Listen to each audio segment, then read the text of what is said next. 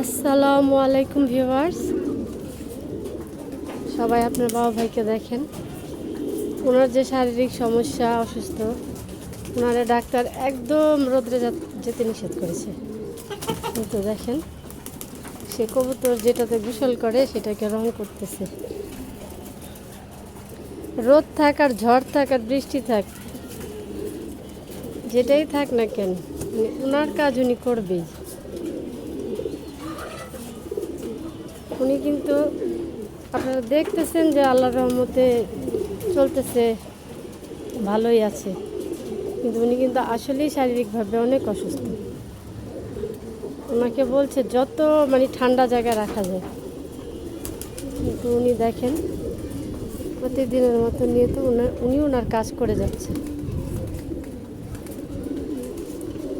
আপনারা ভালো থাকবেন, ওনার জন্য সবাই দোয়া করবেন।